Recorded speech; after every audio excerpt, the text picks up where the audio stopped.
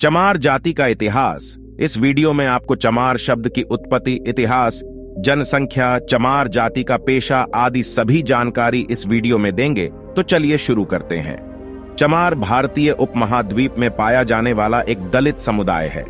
दलित का अर्थ होता है जिन्हें दबाया गया हो, प्रताड़ित किया गया हो, शोषित किया गया हो या जिनका अधिकार छीना गया हो। ऐतिहासिक रूप से इन्हें जातिगत भेदभाव और छुआछूत का दंश भी झेलना पड़ा है। इसीलिए आधुनिक भारत के सकारात्मक भेदभाव प्रणाली के तहत चमार जाति की स्थिति को सुधारने के लिए उन्हें अनुसूचित जाति के रूप में वर्गीकृत किया गया है। आइए जानते हैं चमार जाति का इतिहास। चमार शब्द की उत्पत्ति कैसे हुई? चमार शब्द की उत्पत्ति कैसे हुई? चमार शब्द की उत्पत्ति संस्कृत के शब्द चर्मकार से हुई है। ऐतिहासिक रूप से जाटव जाति को चमार या चर्मकार के नाम से जाना जाता है।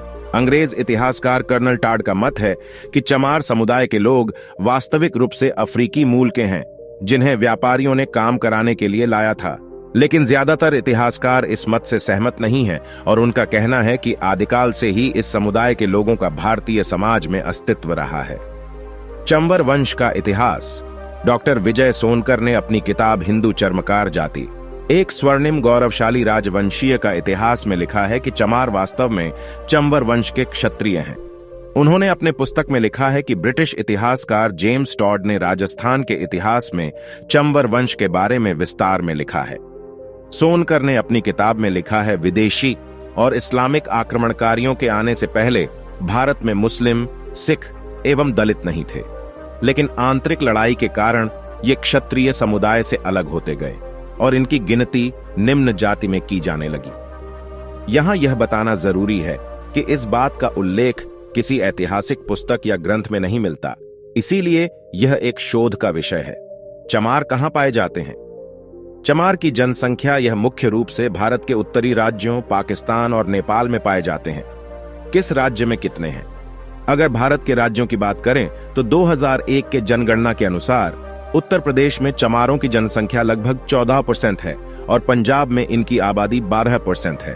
अन्य राज्यों में चमारों की आबादी इस प्रकार है: राजस्थान 11%, हरियाणा 10%, मध्य प्रदेश 9.5%, छत्तीसगढ़ 8%, हिमाचल प्रदेश 7%, दिल्ली 6.5%, बिहार 5% और उत्तरांचल 5%। इसके अलावा जम्मू कश्मीर, झारखंड, पश्चिम बंगाल, गुजरात आदि में भी इनकी ठीक ठाक आबादी है। चमार किस धर्म को मानते हैं? भारत और नेपाल में रहने वाले अधिकांश चमार हिंदू धर्म के अनुयायी हैं। इस समुदाय के सदस्य बौद्ध और अन्य धर्म को भी फॉलो करते हैं। पाकिस्तान में पाए जाने वाले ज्यादातर चमार इस्लाम धर्म को मानते हैं। चमार जाति पेशा।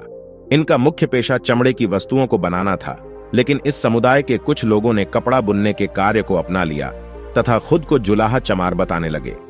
हालांकि इतिहासकार रामनारायण रावत का मत है कि चमार जाति को चर्म बनाने के पारंपरिक व्यवसाय के साथ जोड़ा गया था, लेकिन ऐतिहासिक रूप से यह कृषक थे। हालांकि बदलते वक्त के साथ मौजूदा हालात में यह कहना उचित नहीं होगा कि इस समुदाय के लोगों का पेशा कृषि या चमड़ा व्यवसाय तक ही सीमित है। आज आपको इस समुदाय के लोग सभी क्षेत्रों जैसे कला, खेल, साहित्य, शिक्षा, चिकित्सा, उद्योग, व्यवसाय, प्रशासनिक सेवा, राजनीति आदि में अपनी कामयाबी का झंडा बुलंद करते हुए दिख जाएंगे। चमार शब्द एक अपशब्द, जाति सूचक शब्द कहने पर 6 माह की सजा। एक बात हम यहां बता दें कि हम जानकारी देने के उद्देश्य से चमार शब्द का उपयोग कर रहे हैं, लेकिन सामान्य तौर पर इस शब्द का उपयोग दलितों के लिए अपमानजनक शब्द के रूप में किया जाता है। इसीलिए माननीय सर्वोच्च न्यायालय द्वारा इसे एक जातिवादी गाली के रूप में वर्गीकृत किया गया है।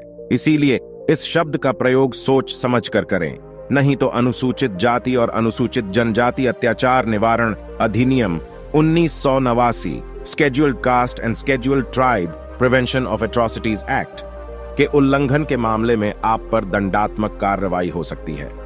गौरवशाली चमार रेजिमेंट। चमार रेजिमेंट चमारों के बहादुरी का प्रतीक है। इस रेजिमेंट का गठन 1 मार्च 1943 को अंग्रेजों द्वारा दूसरे विश्व युद्ध के दौरान की गई थी।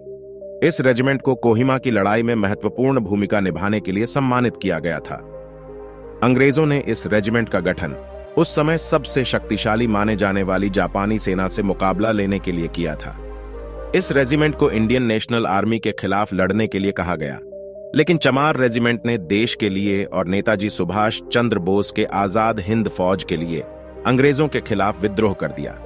इसके कारण अंग्रेजों ने 1946 में चमार रेजिमेंट पर प्रतिबंध लगा दिया।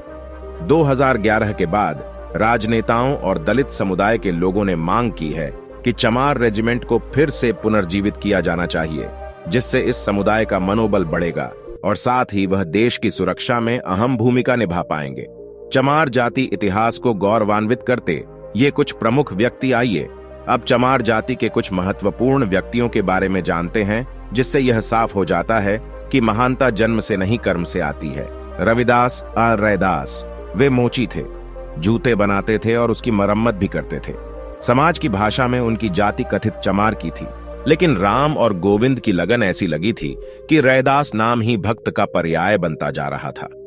इतना तक कि कबीर जैसे महान संत ने भी कह दिया कि साधुन में रविदास संत है। बाबू जगजीवन राम भारत के प्रथम दलित उप प्रधानमंत्री और कांग्रेस के बड़े राजनेता थे। वह 24 मार्च 1970 से 28 जुलाई 1989 तक भारत के उप प्रधानमंत्री रहे। साथ ही वह केंद्र सरकार में रक्षा मंत्री, कृषि मंत्री, यातायात और रेलवे मंत्री रहे। कांशीराम किसी परिचय के मोहताज नहीं है। वह बहुजन समाज पार्टी के संस्थापक थे। उन्हें बहुजन नायक के नाम से भी जाना जाता है। उन्होंने जातिवादी व्यवस्था के खिलाफ आवाज उठाकर समाज सुधार का काम किया। बहुजनों, पिछड़ी और निचली जातियों का राजनीति एकीकरण और उनके उत्थान के कार्यों के लिए उन्हें हमेशा याद किया जाएगा। मीरा कुमार, बाबू जगजीवन राम की सुपुत्री मीरा कुमार कांग्रेस की वरिष्ठ नेता हैं। वह बिहार के सासाराम से 2004 से 2014 तक लोकसभा सदस्य रहीं। वह 4 जून 2009 से 16 मई 2014 तक लोकसभा की अध्यक्ष रहीं। सुश्री मायावती, राजनीति की दुनिया में मायावती का अलग पहचान है।